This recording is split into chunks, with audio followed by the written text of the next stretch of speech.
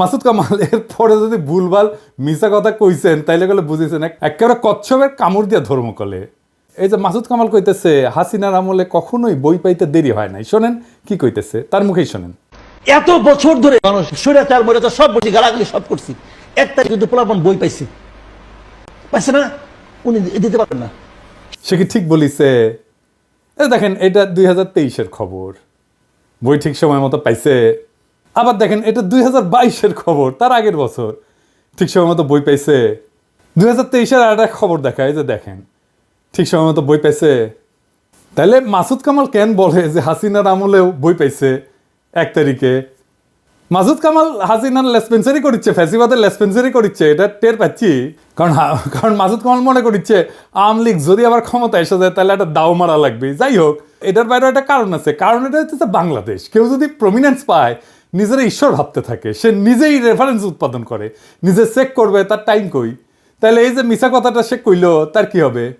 Masud Kamal senior সাংবাদিক, যাই হোক আমি তার উপরে এখনই চড়াও হব না, তার আমি বেনিফিট অফ ডাউট দিতে চাই। স্লিপ অফ টাঙ্গও তো হইতে পারে, ভুল হইতে পারে। পাঠ্য বই ছাত্রছাত্রীদের হাতে পৌঁছায় নাই, কবে পৌঁছাবে এটা আমগের উপদেষ্টা জানে না। শোনেন কি কয়।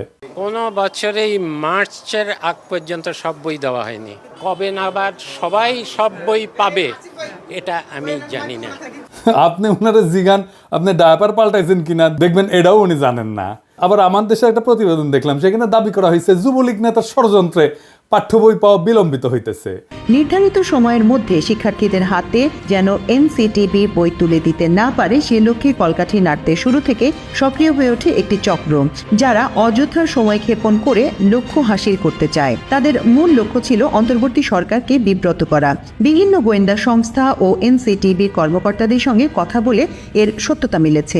মুদ্রণ শিল্প সমিতির সাবেক সভাপতি এবং যুবলীগ নেতা জহুরুল ইসলাম পাঠ্যপুস্তক নিয়ে সরকারকে বিব্রত করতে প্রথম থেকেই সক্রিয় হয়ে ওঠেন। এরই অংশ হিসেবে সরকারের বিনামূল্যের পাঠ্য বই মুদ্রণের জন্য 25 মার্চ পর্যন্ত সময় চেয়ে শিক্ষা উপদেষ্টা বরাবর চিঠি পাঠিয়েছিলেন মুদ্রণ শিল্প সমিতির সিনিয়র ভাইস চেয়ারম্যান জুনাইদুল্লাহ আল মাহফুজ। এ নিয়ে ব্যাপক আলোচনার পর তড়িঘড়ি করে সংবাদ সম্মেলন ডেকে ক্ষমা চান মাহফুজ এবং সমিতির প্যাডে চিঠিটি যাওয়ায় নিজের দায় স্বীকার করে ক্ষমা চেয়েছেন সমিতির সভাপতি রাব্বানী জাব্বারও। রাব্বানী সাবেক ডাক ও টেলিযোগাযোগ মন্ত্রী মোস্তফা জাব্বারের আপন ভাই।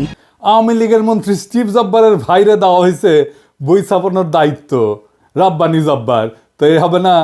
যাই হোক, আজকে আমি এই শিক্ষাক্ষেত্রে বিশেষ করে প্রাথমিক আর মাধ্যমিক শিক্ষার ক্ষেত্রে সিলেবাস, পাঠ্য বই, পরীক্ষা পদ্ধতি এই সমস্ত নিয়ে শিক্ষা ব্যবস্থার সংস্কার নিয়ে কথা বলবো। এবার আসেন, বইয়ের সিলেবাস পাল্টাইছে সরকার, জুলাই আগস্টের বিপ্লবের ঘটনা ঢুকাইছে। কি ঘটনা করেছে সেটা এনা দেখি, আসেন। দেখেন, হাসিনার নাম নেয়নি, পরে মনে হয় পুলিশের দায় শুধু, আওয়ামী লীগ নাই, ছাত্রলীগ নাই, গণঅভ্যুত্থানের বিরুদ্ধে মেইন কালপ্রিটের নাম নাই। এরা বাচ্চাদের কি শিক্ষা দিতে চায়? যদি বইয়ে হাসিনার নামই লেখা না হয়, আওয়ামী লীগের নামই লেখা না হয়, ফ্যাসিবাদের নামই লেখা না হয়, তাহলে গণঅভ্যুত্থানটা হইল কার বিরুদ্ধে?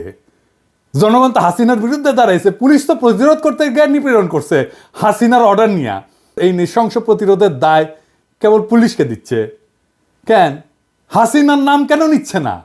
বাচ্চাদের জানা উচিত না হাসিনা জোর করে ক্ষমতায় থাকা এবং তার অপশাসনের বিরুদ্ধে আমরা ফাইট করছি। আমাদেরকে এখনো কারা হাসিনার রাজ্যে রাখতে চাচ্ছে, যে রাজ্যে হাসিনাকে কালপ্রিট বলা যাবে না? তো কে লিখেছে?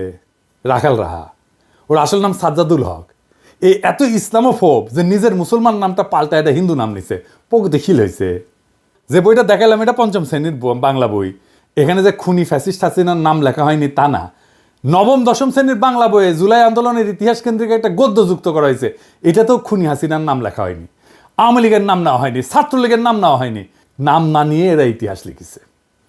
কি লিখেছে দেখেন, মূলোৎপাটন করবে শাসন ক্ষমতা আঁকড়ে থাকা ফ্যাসিবাদী এক শাসককে, নিপীড়ক সরকারও প্রস্তুত, তার আছে দলীয় বাহিনী। দেখেন, হাসিনার নাম নেয়নি, দলীয় বাহিনী ইউজ করছে হত্যাযজ্ঞ চালাইতে, কিন্তু এই দলীয় বাহিনী আওয়ামী লীগ ছাত্রলীগের নাম লিখতে এদের জাত যায়, লজ্জা লাগে। এরা ইতিহাস লিখতেছে, কিন্তু আমরা কার বিরুদ্ধে যুদ্ধ করছি তার নাম লিখতেছে না। কারা শহীদদের খুন করছে, গুলি করছে, পঙ্গু বানাইছে, অন্ধ বানাইছে, তাদের পরিচয় বলতেছে না। এটা কেমন ইতিহাস? আবার দেখেন লিখছে, কিন্তু প্রতিরোধ করেছিল সরকারি দলের দুর্বৃত্ত বাহিনী, তাদের পাশে ছিল রাষ্ট্রীয় বাহিনীগুলোর ক্ষুদ্র একটা বিপদগামী অংশ, মানে বুঝিছেন, সরকারি দলের দুর্বৃত্ত বাহিনী বলতে পারতেছে যেন এই বাহিনীর নাম নাই। আপনারা দেখেন রাষ্ট্র বাহিনীর একটা ক্ষুদ্র অংশ নাকি বিপদগামী ছিল। হ্যাঁ, হাই সেলুকাস, যেখানে আস্ত একটা পুলিশ বাহিনী, আস্ত র্যাব, ডিজিএফআই, এনএসআই, ডিবি জনগণের বিরুদ্ধে দাঁড়াইছে, সেখানে ক্ষুদ্র একটা বিপদগামী অংশ নাকি দাঁড়াইছে। কি কারে ইতিহাসের বিকৃতি বলেন? এই ইতিহাস ঘটার 4-5 মাস না যাইতেই এই ইতিহাস বিকৃতি, তাও গণ অভ্যুত্থানের সরকার ক্ষমতায় থাকা অবস্থায়। পরে কি হবে তাইলে ভাবেন। এই বই রাখালরা ঢুকে দেবেন, হারামজাদা বুদ্ধিজীবী চাইছে। এবার বুঝেছেন তো কেন আমি বানগু সুশীলগের আর বামদের গেলাই। সিলেবাস নিয়ে হাসিনার আমলে কত কাণ্ড হইতো আপনাদের মনে আছে না? আমি একটার পর একটা এপিসোড করেছি, যে দেখেন কতগুলো এপিসোড করেছি অসঙ্গতিগুলো দেখা দেওয়ার জন্য। সিলেবাস নিয়ে সিরিয়াস কাজ হাতে গোনা বাংলাদেশে কয়েকজন করছে, তার মধ্যে আমি একজন। একবার ঘুণাক্ষরও আমারে কইল না, ভাই আপনার মতামতগুলো কি বলেন, বইগুলো দেখে একটু মতামতগুলো দেন, বলে না। আমি যে খুব জ্ঞানী লোক তা না, কিন্তু আমাকে দেখতে দিলে তো ক্ষতি নাই, তাই না? আমার রিকমেন্ডেশন নিয়েন না, দরকার হইলে একটা মতামত তো ফ্রি পাইতেন, তাই না? রাগালরা যে কাজটা করিচ্ছে, টাকা নিচ্ছে, গাড়িতে ঘুরিচ্ছে, গাড়ি পাইছে একটা ফ্রি, অফিস পাইছে, স্টাফ পাইছে, আমরা তো টাকাও দিতে হতো না। তো সাজেশন নেন না কেন? কারণ হইতেছে রাখালরা শুধু হিন্দু নামই নেয়নি, তার সাথে হিন্দু ধর্মের বর্ণ প্রথাও নিছে। আমি তো নমশূদ্র, তাই আমার সাজেশন নিলে জাত যাবে রাখাল রাহার। রাখাল রাহালকে দেখলে জিগায়েন তো, ওই যে ক্ষুদ্রকালে ওর যন্ত্রের যে কর্তৃত্ব চামড়া আছে না আগা, ওটিকে আবার লেগে নিছে নাকি প্লাস্টিক সার্জারি কইরা। যাই হোক, দেখেন আসিফ মাহতাব উৎস যে নতুন বই নিয়ে কি কইতেছে, ওরাও তো খুশি না। দেখেন এর ভিতরে কি কি দিচ্ছে তার একটা নমুনা কেউ একজন লিক করেছে, এবং এটা আসলেই যে তাদের মধ্যে আছে সেটা আমরা কনফার্ম করেছি। যে একটা গল্প তারা দিয়েছে, এটা আপনারা সব অনলাইনে পাবেন। তো গল্পটার এখানে অনেক সুন্দর সুন্দর কথা আছে, তার মধ্যে আমি একটা পড়ে শোনাই, যেটা পড়তেও আমার ভালো লাগছে। Sundays try to walk like a lady and not like the sluts that you bent on becoming. এটার মানে হচ্ছে এইভাবে, মানে রবিবারে ভালোভাবে হেঁটে যাবে যাতে করে তুমি যেই খান কি না সেটা হতে চাও, তুমি যেটা সেটা না হতে পারো। এবং এই গল্পে এই ওয়ার্ডগুলি, মা মেয়েকে খানকি ডাকছে, এটা মানে বারবার আসছে। আমি জানি না এই গল্পটা আমাদের সাহিত্য বা ইংলিশের ক্লাস 9-এর বইয়ে থাকার কতটা প্রয়োজন। তার মানে সিলেবাস নিয়ে ঝামেলা মিটাতে পারে নাই। এবার আসেন আমি সলিউশন নিয়ে কথা বলি।